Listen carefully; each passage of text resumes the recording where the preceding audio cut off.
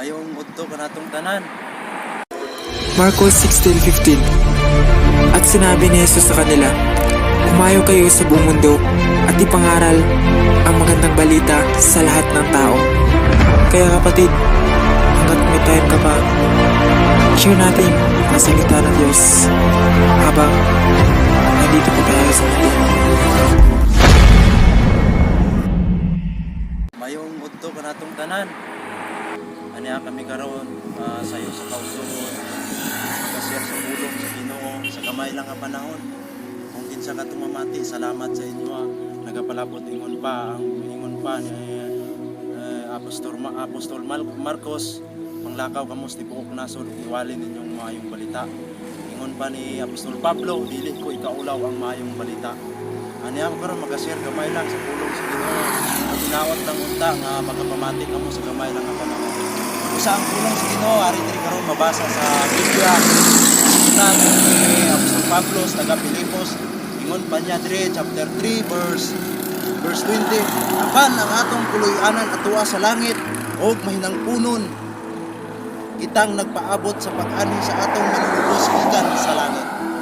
Praise God, no? Ani ang pulong sa Ginoo nga nagapalabot kanato. Ako kining pagaluuluhan ang atong puloy-anan. Brothers and sisters, ang atong puloy-anan, anong gikinahanglan maning ang atong puloy-anan atoa sa langit? Kung paano kita makakadto dito sa puloy-anan? Makita nato diri karon sa mga tao sa kalibutan. Daghan katama ang tao diri sa kalibutan nga nagapangandoy sa pagtindog sa dagko nga mga balay para puy-anan nila. Apan para kanato nga mga Kristyan kana nga mga puloy-anan ang ara diri sa kalibutan. Mahanaw na. Apan kung tinghaon nato ang puloy-anan nga atoa sa langit, mao katong gikinahanglan nato atong puloy-anan sa langit. Ug paano kato nato maangkon katong puloy-anan nga atoa sa langit? Unsa ba ang kailangan nato nga dapat pagahimon? Kay maangkon nato katong puloy-anan sa atoa sa langit.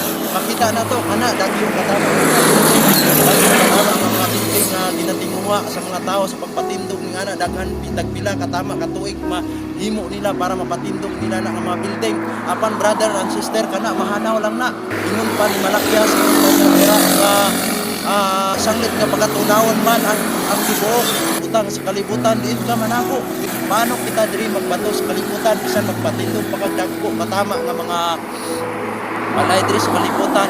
Apan useless lang kay ngaman yung tagalang ini alang sa linaw nga kalayo. Ingon pa ni Apostol Pedro, ang langit ug ang yuta itigana alang sa linaw nga kalayo lakip ang dili Dios nun. Kita mga igsoon, kita mga Kristohanon nga nagapamati karon. Unsa ba ang aton pagahimuon? Paano kita makakadto dito sa puloy-anan nga atoa sa langit? Unsa ba ang dapat nato pagahimuon? Ingon pa ni Apostol Pablo diri, una nga dapat nato pagahimuon mga Kristyan. Ani ako karon mag-share sa inyo nga pulong dapat nato pagahimuon para maangkon nato ang puloy-anan atoa sa langit. Una nato nga pagahimuon magmata. Kay nakabalok karon mga igsoon, mga Kristyan, nakabalok karon nga ang mga Kristohanon nga iban nagakatulog na sa pag-alagad. Mao ning gikinahanglan ingon pa ni Apostol Pablo, ingon pa niya Romans chapter 13 verse 11 to 12. Ingon pa niya, wala ba kamo masayod kung unsa na karon ang kapanahunan? Gikinahanglan nga managmata na kamo gikan sa pagkatulog mga Kristyan. Magmata na kita kung nagkatulog maka sa pag-alagad, kung nagundang maka sa pag-alagad. Magmata na ka sa pag-alagad, dili na ka magpatulog-tulog. Ingon pa niya, wala ba kamo masayod kung unsa na karong panahon na? Unsa na dayang kapanahon na to karon? Daghan na katama kung gusto ka mangandoy kag mga butang diri sa kalibutan. Murag dili na nimo maangkon kay nga aman. Diri sa kalibutan limitado na, labi na sa aton kapanahunan karon limitado na katama ang aton kapanahunan. Ang aton nga ulag limitado na lantawa karon. Gikinahanglan nga magbiyahe ang mga tao kung may mga mas. Gikinahanglan nga makabiyahe ang tao karon kung wala say ID. Mao kini mga Kristyan, magmata na ta, dili na ta magpatulog-tulog, kundi katong naumpisahan nimo sa dati, ipabugtaw kadto kay nga aman. Umpisa na karon, nagaumpisa na kapanahunan karon na nasulat sa Biblia nagkatapos ng iban. Mao kini magmata kita para maangkon nato ang puloy-anan atoa sa langit. Ikaduha mga igsoon, ikaduha mga brother and sister nga nagapamati nga mga Kristyan nga. Ikaduha, magtrabaho. Humana ta sa pagmata sa aton nga pag-alagad, gikinahanglan magtrabaho na pud ta. Sa unsa nga klase nga pagtrabaho? Makita man diri sa kalibutan nga nagatrabaho man ta diri apa hagit si Apostol Pablo ng atong pagkanan at sa langit. Mga Kristiyan, kinahanglan magtrabaho ta sa unsang klaseng mga trabaho. Magtrabaho ka. Daghan ka tama ang iban padtong opisina tungod sa ilang pangandoy makapatindog og balay, ang iban manguma tungod sa pangandoy nila nga makapatindog ang balay, makapatindog silang balay. Apan tingwa brother and sister nga makapatindog ta, patindugon nato ang aton balay ato sa langit. Patindugon nga makaguyok kita dito sa langit. Apan sa pagkakaroon nga panahon di kinahanglan magtrabaho ka. Sa unsa nga paraan kita magtrabaho? Ang pangutana karon unsaon nato pagtrabaho para maangko nato ang puloy-anan dito sa langit. Dali lang, simple lang. Adlaw Domingo magsimba ta. Adlaw Domingo magsimba ta at simbahan. Dahil nato ang para sa Ginoo. Lunes to Sabado para kana sa aton nga kaugalingon, para kana sa aton nga panginabuhian. Pagka Domingo ihatag po nato ang time para sa Ginoo. Kana ang kalipay sa Ginoo. Pag-abot nato ang mga igsoon, unsa dapat nato pagahimuon nato kay magtrabaho ta.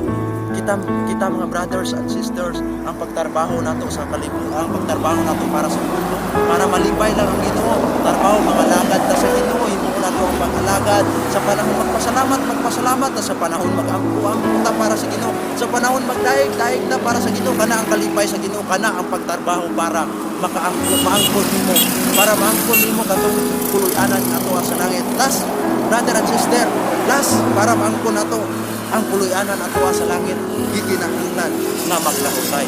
Kung dili ta maglahutay, nagatrabaho ka man, kung dili ka maglahutay, Diyos lang ang tanan, dili mo maangkon ang puloy-anan ato sa langit. Katong puloy-anan sa langit, abit nimo brother and sister, wala nay kasabit dito, wala nay problema dito, katong puloy-anan sa langit, wala na, puro na lang kalipay dito. Gikinahanglan nga maglahutay ta, lahutay ta sa pag-alagad, lahutay ta mga igsoon sa pagbuhat sa kabuot sa atong Diyos. Lahutayo na to ang tanan, samtang nagapangalagad ta sa Ginoo, wabot man ang pagsulay ka nato, lahutay ta sa pag-alagad, kay nga man ang atong tumo maangkon nato ang puloy-anan nga ato sa langit. Yun pa ni Apostol Juan, John chapter 14 verse 1. Yun pa niya, dili makagulang inyong kasing-kasing, sumalig ka mo sa Dios ug sumalig usab ka nako sa balay sa akong amahan. Daghang puloy-anan, daghan kuno puloy-anan dito sa balay sa amahan nato.